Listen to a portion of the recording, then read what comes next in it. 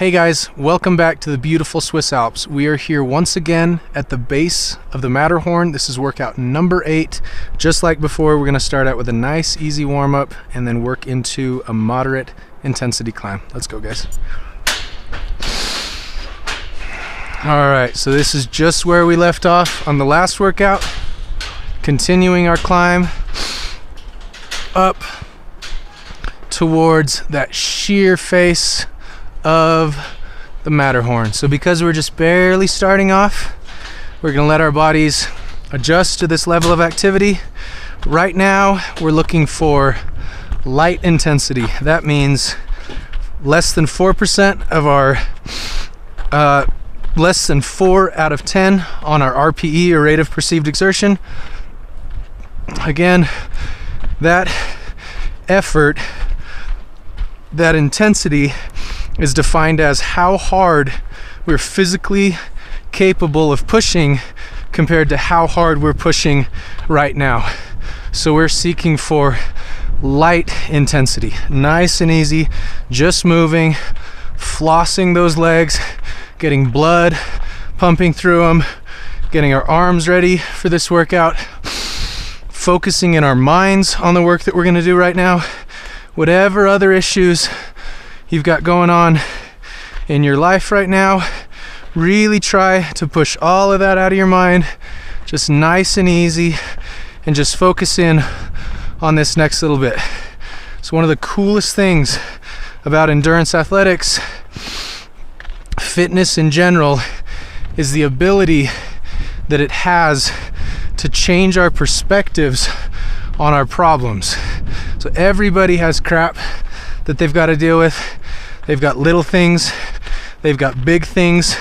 There seems to be this base level of stress and worry and fear and preoccupation with things in life in general. So when there aren't big things going on in our lives, like sickness or illness or injuries or death, or, you know, really burdensome financial issues, there are little things, and then the little things somehow become the big things. Whether it's a lost cell phone, you lose your keys, your favorite sports team didn't do as well as you'd like. In certain parts of the world, that's a big thing all the time. But these little things have the ability to become the big things. These obstacles become insurmountable. At least that's how it seems. And then sometimes we get out, we get moving, and by moving and re-engaging our bodies, getting this blood pumping through our systems, we're somehow able to change our perspective. So these difficult, insurmountable objects, these things that look like mountains from a distance, we keep grinding towards them, and eventually we make it to the top and they don't seem so daunting. So if you guys remember how big some of these peaks looked in the very beginning in terms of how could you possibly ever get there, right now we're at eye level, it no longer seems so impossible. The same thing happens with our problems and the stresses, the negative stresses in our lives, when we take the time to engage in physical activity. So guys, we're gonna slowly start working up into that moderate intensity pace that we've talked about before. So that means right around 6 out of 10 on our RPE, or rate of perceived exertion, 85% of our max heart rate.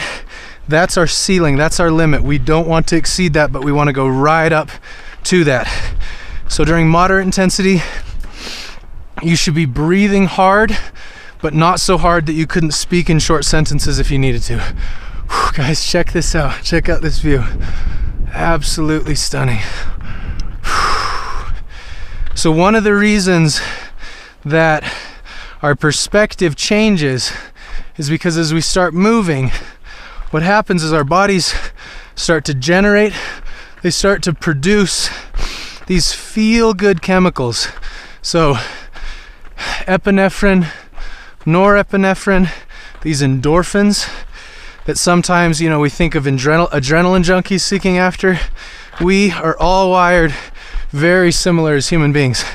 So these endorphins, epinephrine, norepinephrine, some other endorphins, we've got different neurotransmitters, we've got other feel-good hormones, these chemicals, serotonin, dopamine, the same types of chemicals that we may go in and see a specialist to have treat through other means to help us improve our mood, our emotional, our mental stability.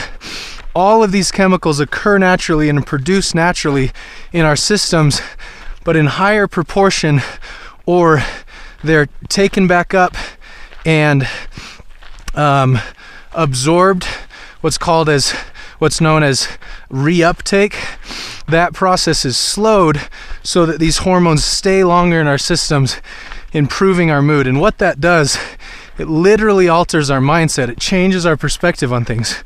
So these problems that seem so insurmountable, when we may wake up, or as we leave our desk, or as we're laying in bed at night, thinking about these things, those obsessive thoughts, as we come out here, our mood improves because we increase the production and the circulation of those hormones.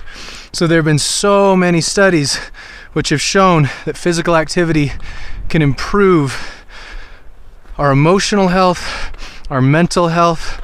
Obviously, this is something that you would never change the directions of a professional healthcare provider without talking to them first, but you may find as you increase your level of physical activity that your mood changes as well.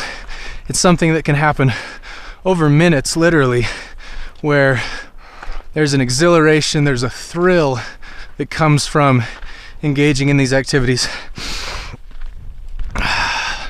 Some people call it a runner's high. It happens as well with all types of other endurance athletics. So I've felt that same kind of change of perspective, that gratitude, that overwhelming joy, that peace and contentment. I felt that on a bike. I felt it hiking. I felt it running. I felt it swimming. I felt it up in the mountains, in the snow. It comes from working over a long period of time, engaging those systems, and it's that exhilaration that comes as those chemicals are produced and our problems fall into the correct perspective, and we realize that whatever it is, we've got the ability to overcome it. And you do it just like we would with this mountain. You don't climb a mountain in one single step. You do it one tiny step at a time. You don't eat an elephant in a single bite. You eat an elephant one tiny bite at a time. If eating elephants is something that you're into. All right, we're gonna deviate just a little bit. We're gonna check out some of these little side trails. We wanna keep that moderate intensity. So let's stay true to that moderate intensity right around 6 out of 10. We're gonna check out some of these geological formations. So the rock here is shale. There's also slate. They use these big rocks, these big flat rocks on the tops of the roofs for the buildings that are constructed here. So they're layered in a way that you're able to work almost as shingles, where the water can run down and run off of those shingles. You'll see some of these little, they call them refugios, so these refuges where people can come, climbers can come and protect themselves from the wind and from the other elements. Up here right now, the conditions are absolutely incredible. It's nice and warm. We've got hot air blowing off of this warm rock. It's absolutely great conditions, but these conditions can change so fast. If a storm comes in, all of a sudden you get wet, you get cold wind, you've got these downdrafts, and you need a place like that to bunker down, because it literally can be the difference between life and death. So this mountain, this iconic mountain, has had over 500 people die on it in the history of people climbing it. So people have been climbing this peak since the 1860s. The very first expedition took place in the 1860s, and tragically 4 of the 7 climbers died during that attempt. There's on average around 1 person per month who dies on this mountain. You'll see these red and white helicopters that are just ripping around through these canyons. They're delivering supplies, they're carrying out rescue missions. There are rescue missions up here literally every single day, where people get themselves into bad situations, into conditions they weren't anticipating, or they do just plain stupid stuff. So it's important to always come prepared, to know your limits, and basically just stick to those main goals of not getting dead. Okay guys, keep that intensity right at 6 out of 10. Guys, we have right here, you can see these tiny little particles. This is all just sediment, little pieces that have broken off as the glaciers have come and cut these paths, literally cut these paths and created these valleys and these canyons. We'll look over there off to the right. You can see that huge section, that ribbon that goes up the side of that valley. It's a different color, it's gray. So instead of the green foliage that you see this section that's gray. That's called a moraine. It's an area where the glacier has come down and literally carved a path, cutting its way down through the ice. All of what remains below is these big areas where there's shale, there's pieces of slate, all of these rocks forming together at the bottom after they've been pushed from the glacier. All of this is an incredible place for geologists to study the history, to be able to see how the earth has changed and morphed over millions of years until it's come to its current state. So nice and easy, guys. Let's make sure that we stay efficient, but we're right up at that 6 out of 10 for RPE, and then also that our heart rate stays 85% of our max. So I just want to stress again, we've talked about this before, even though that terrain undulates, we may be going up, we may be flat, we may be going downhill, our speed can change even though our effort level or our intensity stays the same. Again, right at that 85% moderate intensity. We don't want to go over that, but we want to be right at that level, consistently putting in that work. One of the reasons, guys, besides the fact that one of the risks is an overuse injury where we damage the structures of our body, we can overwork the systems of our body as well. So our blood, believe it or not, our blood needs time to repair. As we're engaged in strenuous physical activity, we destroy red blood cells, RBCs. Red blood cells are what carry oxygen to our system. So if we're doing too much work without enough recovery, we actually break these systems down. Our blood decreases in fitness, and by that I mean the amount, the density of red blood cells in our blood decreases, and we're less capable of carrying oxygen to the cells that need it. So one of the reasons that we stay at this moderate intensity, that we don't go over that, is because our blood, as well as our organs, our heart, our lungs, all our different blood vessels, all of these areas, they need extra time to repair themselves to function properly. The fatigue that we carry from one day to the next, especially in these successive 3-part climbs, that fatigue becomes a cumulative fatigue. if we have too much of it without properly repairing, or if we go too hard. For example, we wouldn't go high intensity 3 days in a row. We can maintain moderate intensity with these hikes 3 days in a row, but we wouldn't go high intensity 3 days in a row because we would literally get negative returns. Our fitness wouldn't increase. Our energy levels would actually decrease.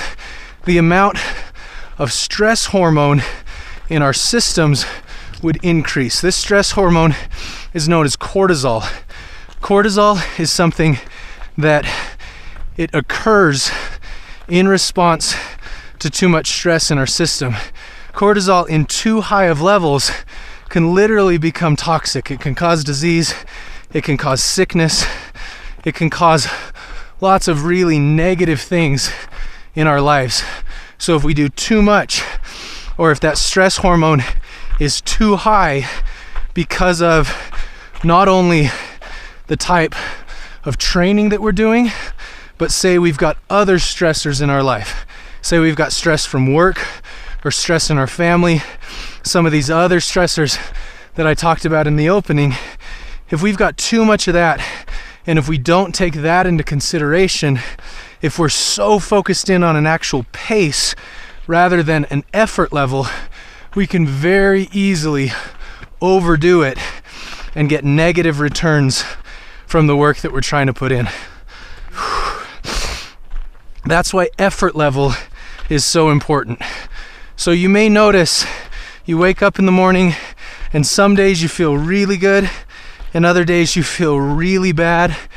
You know, you may find that a speed that you've been going consistently for a couple of days is so much more difficult. Your rate of perceived exertion is higher, your heart rate is higher, even though you're going the same speed. This is all an indication that there may be an elevated amount of stress in your life, in your body, from lots of different possible factors. This is an indication that your body needs rest. It needs repair. Your systems need the chance to regenerate. You've likely depleted yourself of certain muscle building, tissue building substances. You haven't had enough sleep. Your immune system may be suppressed. You may have, a virus that your body's trying to fight off. You may not have gotten enough sleep, or that accumulative stress may have built up, increasing that cortisol. Bonjour. Which are all reasons that we need to pay attention to specifically that heart rate and that effort level. That may have sounded a little bit long-winded, but the takeaway is just, bonjour, is just to make sure you're checking in with your body and you're not exceeding those effort levels.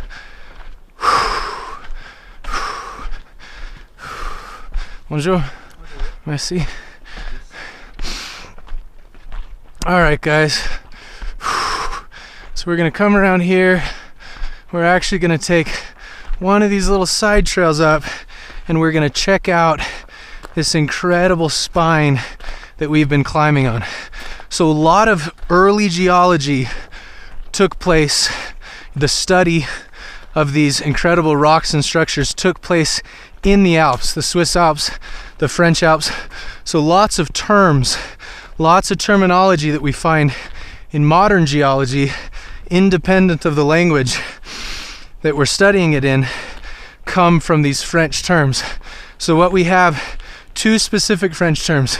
We have what's known as a cirque, which is an amphitheater type bowl that would be caused as a glacier has come down and melted its way out. So we're gonna come up on this little ridge and we're gonna look back and we're gonna see this huge cirque, this huge amphitheater where a glacier has come down and literally cut its way out and left this giant ridge, this giant amphitheater type structure. So we look out there, guys, go ahead and keep that effort level high. We look out there, we see that huge bowl, that huge basin. Now, we have this big structure. If down at the bottom of this, if there was a lake, we would likely call this a kettle lake, and that's because this big bowl resembles a kettle, the same that you'd see in some type of culinary or kitchen setting. You'd see this kettle, and it would be a glacier which is retracted and melted, forming a glacial lake there at the very bottom. So we'll come around, we'll see on the other side, if we look up, we can see this U-shaped canyon, that U-shaped valley that I pointed out before, where you have that band of gray causing that arête causing that moraine that's there, cutting out that U-shaped valley. If we look up straight up towards the Matterhorn, the reason that this is called a horn is because we have multiple sides where glaciers have come down. They've caused these, they've carved these huge kettle type shapes as if there were cirques on multiple sides, and it left this horn right up there in the middle. So a horn is literally defined as an area where there have been cirques formed on 3 or 4 signs. So there on 3 or 4 sides. So there are different horns throughout lots of different places in the world, and sometimes people say that they're sister peaks to the Matterhorn because they look very similar in shape. Guys, we've got this ridge, this absolutely incredible ridge. Once again, we're gonna not get dead, but we check this out. This is literally where a glacier has come through and carved its way through this rock. Absolutely stunning, guys. Okay, keep that effort level right like we've talked about, that 6 out of 10 on our RPE. That means our heart rate should be at 85%, moving strong, continuing up this peak. Make sure that we focus in on engaging our posterior chain throughout all of this. Fingernails are filing themselves on our hips. We're standing nice and tall. We're keeping our eyes up. Guys, check this out.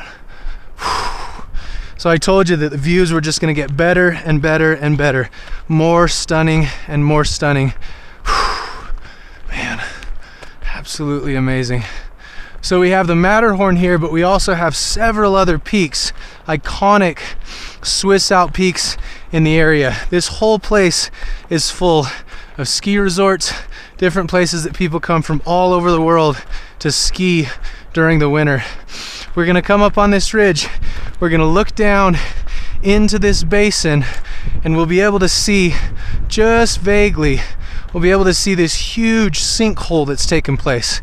The reason there's this sinkhole is because although it looks like we have rock, what actually is taking place is this rock is sediment that's come down and covered up an existing glacier. So there's rock over the glacier. That rock actually protects the ice from melting, but then underneath that glacier there are actually rivers, and these rivers are carving paths, and they melt from the bottom up. So you can see that sinkhole where you can see some of the ice. It's literally dropped down where the ice has melted from the bottom up, and the rock on top has caused it to collapse. So although it looks like there's just a glacier up at the top and it kind of morphs down into rock, that glacier actually continues, and there's rock which has come up over the top of it, and then we have this gray river, this muddy gray river, which is coming down, carrying sediment further down the river. Absolutely stunning, guys. We'll work around, panning back towards some of those more iconic glaciers, back towards Zermatt, as we look down that valley, and then work back around towards, again, the great Matterhorn. Okay, guys, keep moving. Let's keep that intensity true. Nice and tall. Let's go into an easy jog. Ciao. Ciao. All right, nice tall hike. Engaging those glutes, engaging that posterior chain. Keep moving, guys. Check in, make sure that heart rate is still at 85%. Guys, sometimes it seems like these motions, these movements are slow and deliberate. What's really going on is that the incline is such and the elevation is such that it causes us to really have to work. Even though it may not look like we're moving fast, we're putting forth an incredible amount of strain on our bodies. That literally, that's the key, that's the genius behind all of this. So the reason hiking is so beneficial is because of the strain that it puts on our bodies without having to put them through the potential of these overuse injuries.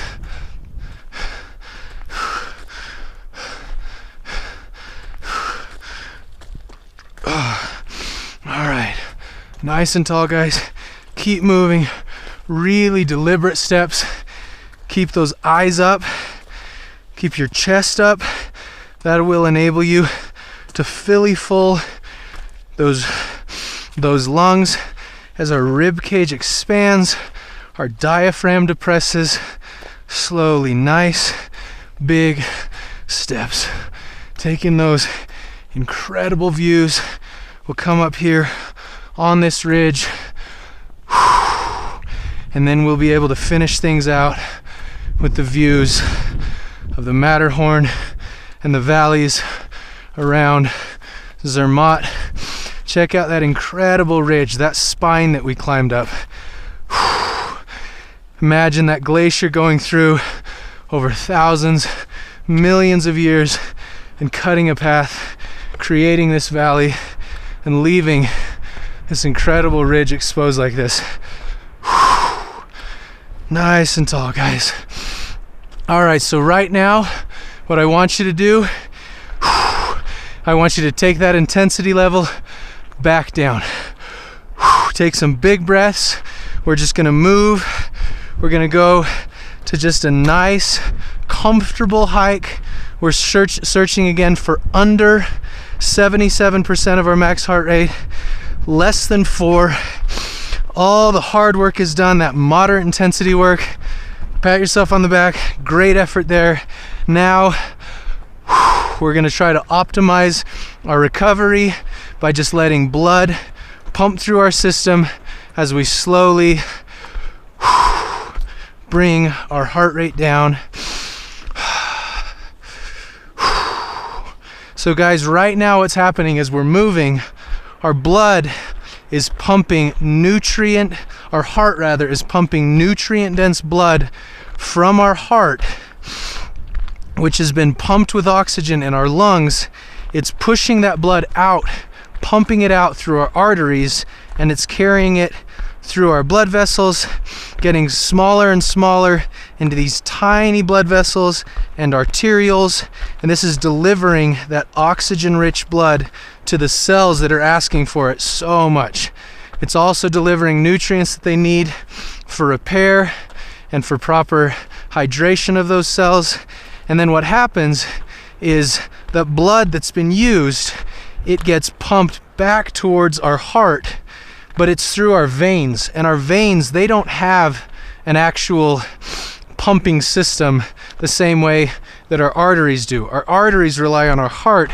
Our veins, they actually rely on muscular massaging, which pumps that blood back up towards our heart. So every time we move, our muscles are set up in a way that they push that blood up, and then there are one-way valves in our veins which don't allow that blood to come back down. So they pump up and pump up and pump up with each contraction back towards our lungs and heart to be filled with nutrients again, to be full of oxygen, and then sent back out through our arteries. So a way that we can remember this is that blood pumps, our heart pumps blood away from our heart through our arteries. Away and artery both start with an A, and then the blood is pumped back through our veins. This deoxygenated blood back through our veins. That's why this cool down process is so important. If we didn't engage in this cool down process, we wouldn't have these muscular contractions to pump the blood back up to our heart. So I'm going to come up here on this ridge. We'll be able to get this incredible 360 view of everything that we've climbed up to this point. Guys, great work. I really want to congratulate you for making it to this point. Take in those views, guys. Guys, I'm Tommy Ribs. I'm your trainer. Make sure you come back, because guys, that ridge right there, we're gonna climb right up that ridge and get as close as we can to the Matterhorn. I'm your trainer, Tommy Ribs, and I'll see you next time.